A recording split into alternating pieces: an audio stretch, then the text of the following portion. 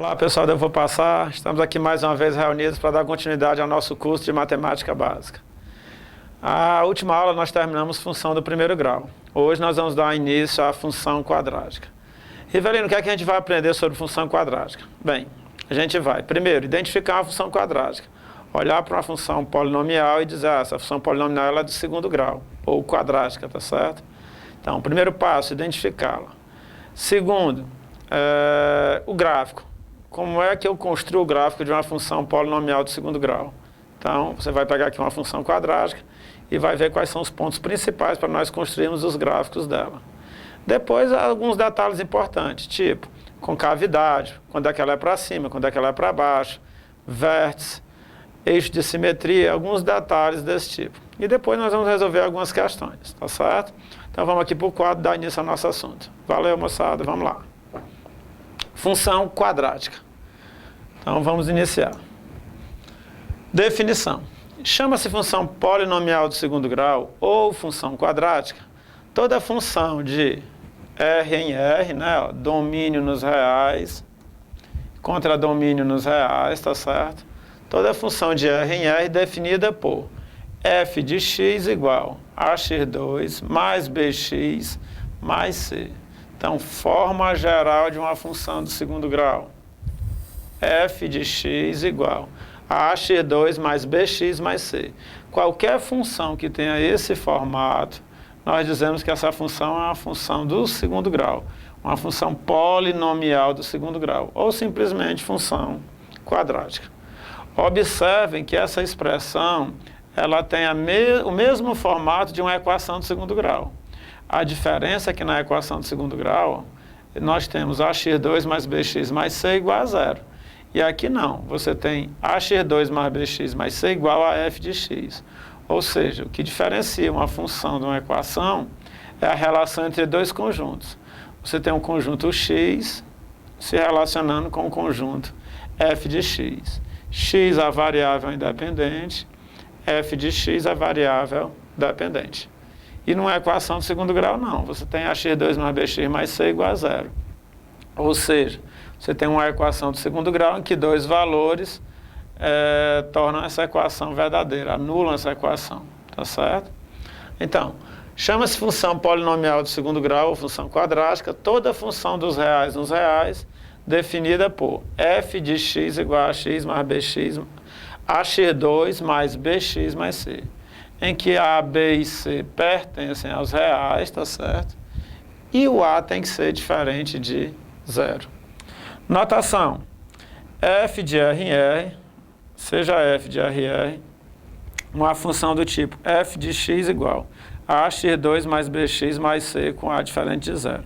Se ela tiver essas características, nós dizemos que a função é uma função do segundo grau, ou função quadrática. Já é? Os números A, B e C são os coeficientes do trinômio ax2 mais bx mais c. Então, cuidado. O A é o coeficiente de x2, o B é o coeficiente de x e o C é o termo independente. Então, numa função quadrática, A, B e C são chamados de coeficientes. O A é aquele número que vem junto do x2, o B é aquele número que vem junto do x e o C é o meu termo independente. Lembrando que o A não pode ser zero, ele tem que ser diferente de zero. Porque se ele for zero, esse termo aqui se anula e você vai ter uma função do primeiro grau e não mais uma função quadrática. Joia? Então vamos lá, para frente. Exemplos. Alguns exemplos de funções quadráticas. F de x igual a 3x2 menos 2x mais 1. É um exemplo de uma função de segundo grau. Quem é o meu coeficiente A? O meu coeficiente A é aquele número que vem junto do x2, né? No caso aqui é o 3.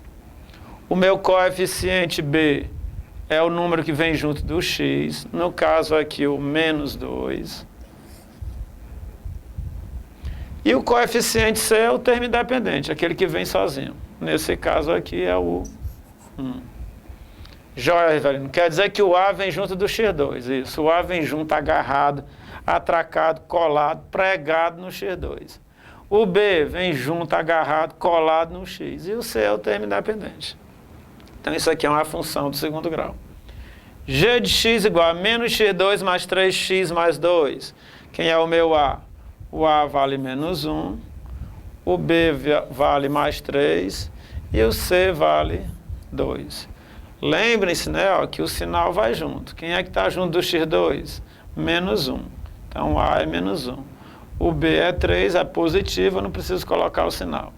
C igual a mais 2, eu não preciso colocar o sinal. Então, H de x, 1 meio de x2 mais 5x. Quem é o meu A? O A é quem vem junto do x2. No caso aqui, o meu A vale 1 meio. O meu B, o B é quem vem junto do x. No caso, o B aqui vale 5. E o meu C vale 0. Essa função do segundo grau, ó, ela não tem o termo C, tá certo? Aliás, ela tem, né? O C vale 0. Quarta função, P de x igual a menos x2 menos 1. Rivalino também é uma função do segundo grau? É, tá certo? Ó. Coeficiente de x é 2, ó, expoente 2. Então, função do segundo grau. Uma função polinomial do segundo grau, em que o A vale menos 1. O A é quem vem junto do x2. O B é quem vem junto do x. Ah, Rivalino, mas não tem ninguém junto do x. Então, o B é 0. E o C é o termo independente. Então, o C aqui vale menos 1. Já, Rivalino. E a última. Q de x igual a x2. Também é uma função do segundo grau. O A vale 1. O B vale 0. E o C também vale 0. Então, aqui nós temos 5 exemplos de funções polinomiais do segundo grau. Já? O que mais, Evelyn, que a gente precisa saber?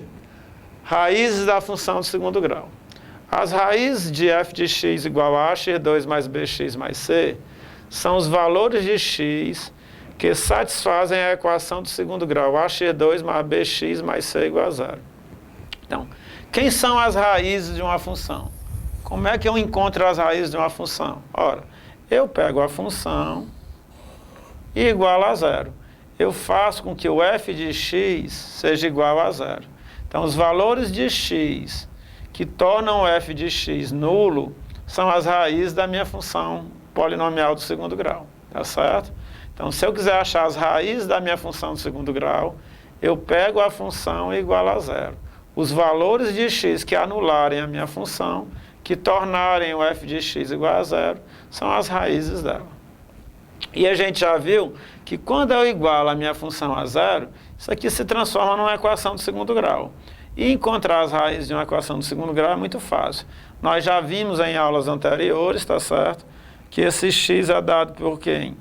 Menos b, mais ou menos raiz de delta sobre 2a, que é a minha fórmula de Bhaskara, né? E esse deltazinho aqui, ó, menos b mais ou menos raiz quadrada de delta sobre 2a, esse delta vale b elevado ao quadrado menos 4ac.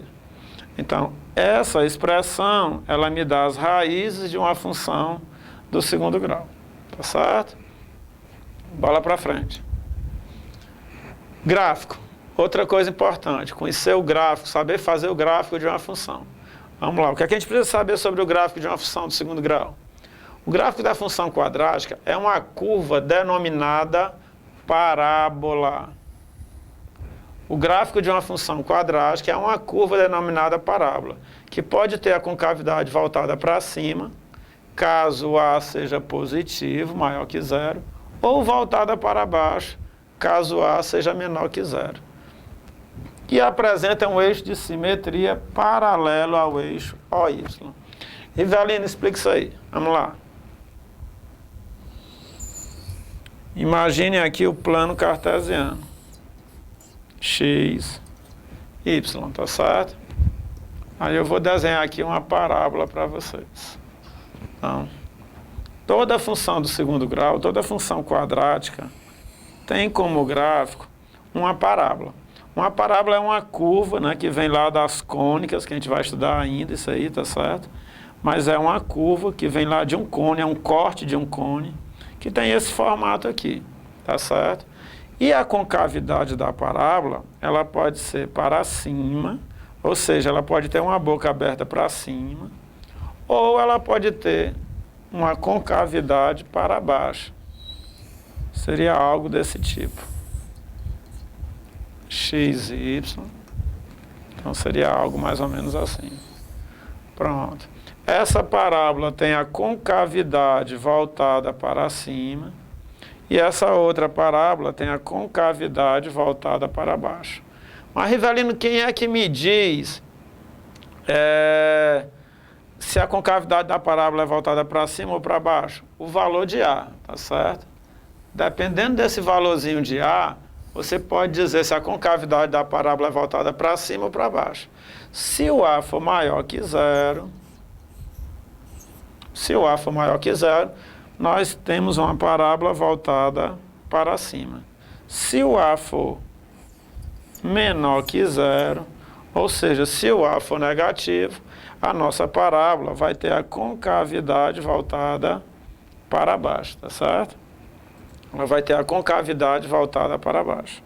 Então, A negativo, concavidade para baixo. A positivo, concavidade voltada para cima. Quer dizer, Rivelino, toda função quadrática, toda função do segundo grau, o gráfico vai ser essa curva aí, exatamente. Joia? O ponto de interseção da parábola com o eixo de simetria é denominado vértice. Que eixo de simetria é esse, Rivelino? Ora, toda parábola, ela possui um eixo de simetria. Que eixo de simetria é esse? Vamos lá. Deixa eu escolher uma corzinha aqui. Escolher o preto. Se você olhar para esse pontinho bem aqui assim, ó. Esse pontinho, existe uma reta paralela ao eixo dos y que passa por esse ponto. Existe uma reta paralela ao eixo dos y que passa por esse ponto. Esse pontinho aqui é o ponto que a gente vai chamar lá na frente de vértice. E essa reta paralela ao eixo dos y que passa por esse ponto é chamado de eixo de simetria. Qual é a função do eixo de simetria? Ele divide, primeiro, a parábola ao meio, em duas partes iguais. Ó. Por isso que o nome simetria. Esse eixo divide a parábola bem ao meio. Observe que a parábola vem descendo. Quando chega nesse ponto, ó, começa a subir. No ponto chamado vértice. É justamente onde passa o eixo de simetria. Então, o eixo de simetria o que é? É uma reta paralela ao eixo dos y, que passa por um ponto da parábola chamado vértice. Rivelino, nessa outra parábola aqui, ó, do mesmo jeito, ó, o eixo de simetria é uma reta paralela ao eixo dos y, que passa por esse ponto chamado vértice. Então, essa retazinha aqui é chamada de eixo de simetria. Joia? Então, vamos lá. Interseção com o eixo do x. Então, nós vimos anteriormente que a minha parábola, ela tem concavidade voltada para cima ou voltada para baixo. E essa parábola, ela tem alguns pontos de interseção com o eixo do x e com o eixo dos y. Ó. Aqui, com o eixo do x, essa parábola tocou o eixo do x em dois pontos. Essa daqui também tocou o eixo do x em dois pontos. Rivelino, essa parábola também tocou o eixo dos y? Tocou, ó, bem aqui assim, o eixo dos y. Essa outra também tocou o eixo dos y bem aqui assim. O que nós vamos fazer? Nós vamos agora estudar os pontos de interseção da parábola com os eixos, tá certo? Primeiro com que eixo? Primeiro com o eixo dos x. Depois com o eixo dos y. Então, esse vai ser o assunto da nossa próxima aula, tá certo? Então, o que foi que nós vimos até agora? Nós vimos o conceito de função quadrática. É qualquer função da forma f de x igual a x2 mais bx mais c. Essa função, né, polinomial, que tem esse formato, tem como gráfico uma parábola. Essa parábola é uma curva que vem lá do corte de um cone. E essa parábola pode ter a concavidade voltada para cima ou voltada para baixo. Se o A for maior que zero, concavidade é para cima.